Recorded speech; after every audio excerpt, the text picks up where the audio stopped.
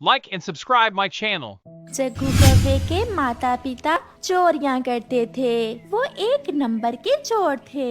जग्गू अभी छोटा था। वो अपने माँ बाप को चोरियां करते तो देखता, मगर अभी तक वो चोर नहीं बना था। जग्गू मेरे बेटे, घर में ही रहना, हम पहाड़ों की तरफ जा रहे हैं। आज रात हमें बड़ा हाथ मारना है। मम्मा, वहाँ किस पक्षी के घर में चोरी करनी है? मैं बताता हूँ जग्गू, आज हम उल्लुओं के घर जा रहे हैं। सुना है उन्होंने अपने घर में बड़ा माल जमा कर रखा है। फिर कालू और गोरी उल्लुओं के घर चोरी करने चले जाते हैं। रात अंधेरी थी। वो बहुत तेजी से उड़ते हुए उल्लुओं के घर पहुंच जाते हैं। उल्लू और उसकी पत्नी सोए हुए थे। कालू कौवा आहिस्ता से उनका संदूक खोलता है। गोरी को पता ही नहीं चलता कि कब एक गिलास नीचे गिर जाता है। उल्लू और उसकी पत्नी शोर सुनकर जाग जाते हैं। चोर चोर, हमारे घर में चोर घुस आए। गोरी भाग भाग गोरी।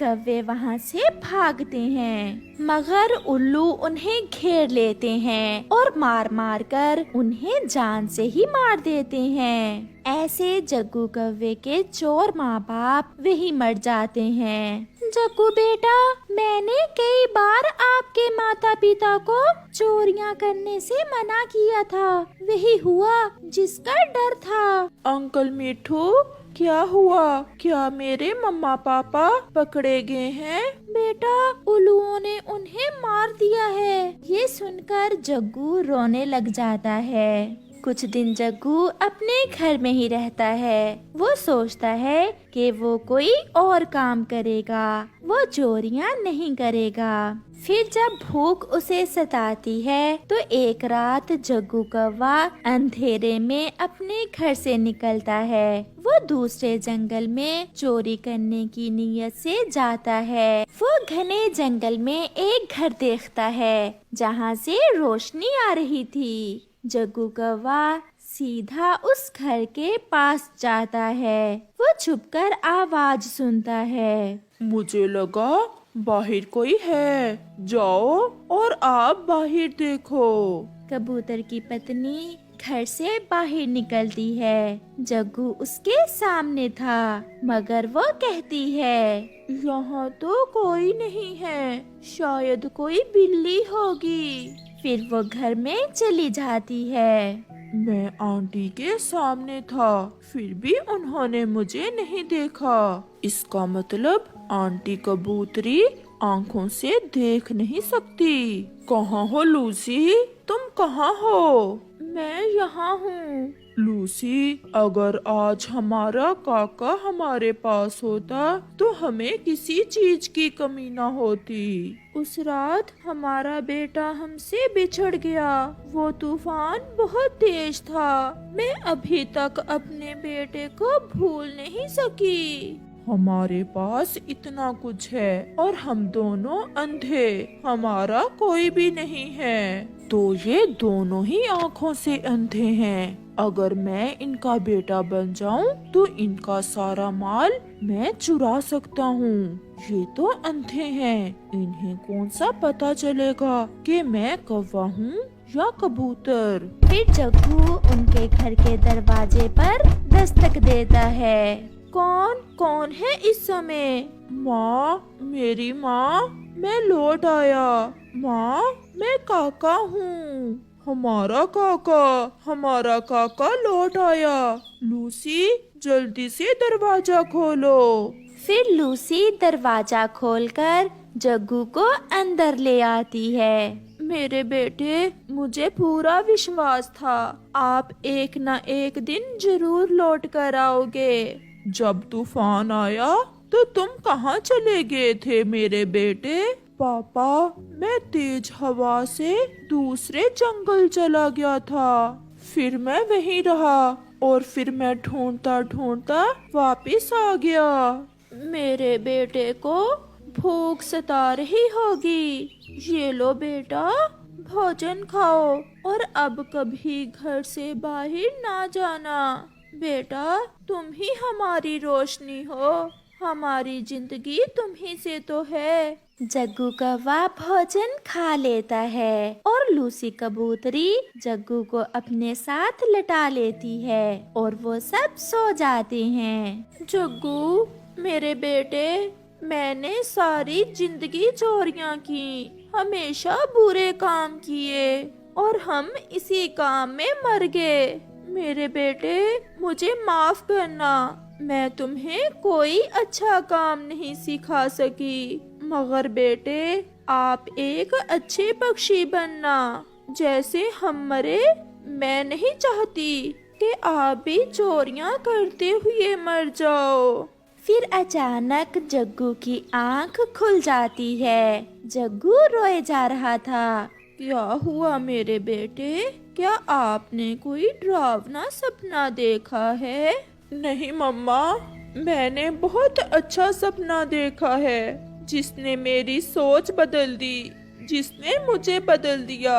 मम्मा, मैं आपके पास ही रहूंगा, मैं कभी आपको छोड़कर नहीं जाऊंगा। फिर जग्गू कौवा जो चोरी करने के लिए उस घर में आया था, हमेशा हमेशा के लिए वहीं रहता है और कबूतर और कबूतरी को सारी बात बता देता है। जग्गू बेटा, हम तो अंधे हैं, हम आपको देख नहीं सकते, मगर हमें आप में से अपने बेटे की ही खुशबू आती है। ना तुम्हारा कोई और ना हमारा। आप कभी हमें छोड़कर ना जाना। मम्मा, आप मुझे जग्गू नहीं बल्कि काका ही कहेंगी। फिर वो सब हंसने लग जाते हैं और खुशी खुशी जीवन गुजारते हैं। जंगल में ठंडा मौसम चल रहा था। ऐसे ठंडे मौसम में आसमान पर गहरे बादल देखकर रानो चिड़िया बहुत डरी हुई भोजन की खोज में जा रही थी। गहरे बादल हैं, मैं जल्दी अपना भोजन ढूंढ लूंगी और वापस घर चली जाऊंगी। ऐसे सोचते हुए वो चिड़िया कुछ दूर निकल जाती है। दानों के कुछ दाने उसे एक पेड़ के पास नजर आते हैं और वो तुरंत उन दानों के पास जाती है। चिड़िया वो दाने उठाकर वापस लौटने ही वाली थी कि तेज बारिश शुरू हो जाती है। बारिश तो बहुत तेज है। ऐसी बारिश में मुझे घर वापस जाना बहुत मुश्किल होगा। अब मैं क्या करूं? कहाँ जाऊं? वो चिड़िया ऐसे सोच रही थी कि उसे सामने एक पेड़ पर एक पुराना सा घर नजर आता है और चिड़िया उस घर की तरफ चली जाती है। चिड़िया उस घर के दरवाजे पर दस्तक देती है। लूसी कबूतरी दरवाजा खोलती है। वो घर लूसी कबूतरी का था। मैं पहाड़ों वाले जंगल से यहाँ भोजन लेने आई थी और फिर बारिश शुरू हो गई। जब तक बारिश नहीं रुकती, आप मुझे अपने घर में रख ले। मेरे पति भी भोजन लेने गए हुए हैं, अभी तक नहीं लौटे। मैं भी उन्हें लेकर बहुत परेशान हूँ, आप अंदर आ जाएं। फिर चिड़िया लूसी कबूतरी के घर में चली जाती है। बारिश जोरों पर थी। कोई भी पक्षी जंगल में नजर नहीं आ रहा था। सभी अपने अपने घरों में छुपे बैठे थे। मैंने उन्हें कहा भी था कि मौसम खराब है, आप घर में ही रहें, परंतु उन्होंने मेरी एक ना सुनी। जैसे आपने मेरी मदद की है और मुझे आश्रय दिया है, ऐसे वो भी किसी पक्षी के घर में रुक गए होंगे। मेरे पास ये गेहूं के दाने हैं, अगर आपको भूख लगी है तो आप ये दाने खा लें। नहीं, जब तक मेरे पति घर नहीं आ जाते हैं, मैं कैसे भोजन खा सकती हूँ। कबूतर भी तेज बारिश में उड़ता फिर रहा था। वो भोजन की खोज करते करते दूर निकल गया था। वो भी आश्रय ढूंढता ढूंढता कौवे के घर पहुँच जाता है। मैं तुम्हें थोड़ी देर अपने घर में रखने के बदले में तुम्हारा आधा भोजन लूंगा। बारिश बहुत तेज है, मैं अपना आधा भोजन तुम्हें दे दूंगा। आप मुझे थोड़ी देर यहाँ रहने दें। फिर कौवा कबूतर से आधा भोजन लेकर खा लेता है, जिसे खाने से उसका पेट तो भरता ही नहीं, क्योंकि वो बहुत लालची कौवा था। वो फिर से कबूतर से कहता है, अबे कब तक रुकोगे यहाँ? जाओ, अब काफी देर हो गई है। कौवे, मैंने आपको अपना आधा भोजन भी दिया। अब जब तक बारिश नहीं रुकती मैं यही रहूंगा। लाओ, अपना बाकी का भोजन भी मुझे दे दो, अगर यहाँ कुछ देर और रुकना है तो। करता भी तो क्या, क्योंकि कबूतर तो लालची कौवे के घर में फंस गया था। फिर कालू कौवा कबूतर का बाकी का भोजन भी लेकर खा लेता है। भोजन खा लेने के बाद कौवा सो जाता है और कबूतर खिड़की में बैठकर बारिश के रुकने का इंतजार करने लगता है। चिड़िया बहन, मैं जाती हूँ और देखती हूँ कि मेरे पति जी कहाँ चले गए हैं। आप चिंता ना करें, जैसे ही बारिश रुकेगी आपके पति सुरक्षित घर वापस लौट आएंगे।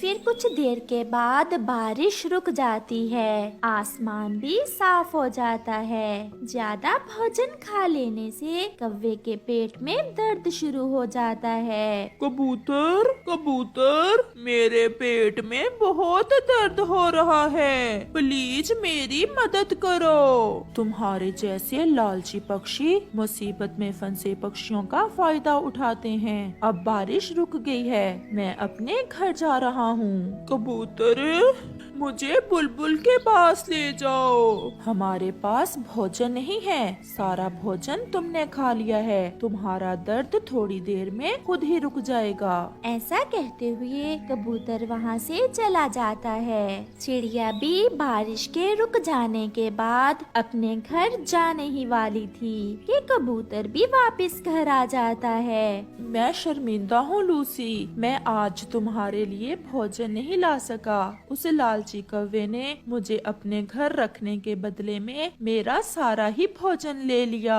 आप सुरक्षित घर वापस आ गए हैं, मैं बहुत खुश हूँ। हम आज भूखे ही सो जाएंगे। भूखे क्यों? ये मेरा आधा भोजन आप खा लें। अब तो बारिश भी रुक गई है, मैं कल और भोजन ढूंढ लूंगी। फिर चिड़िया अपना आधा भोजन कबूतर और कबूतरी को देकर उन्हें धन्यवाद बोलते हुए वापस अपने घर चली जाती है। प्यारे दोस्तों, इस कहानी से हमें सीख मिलती है, मुसीबत में हमेशा दूसरों की मदद करें और वो भी बिना लालच के।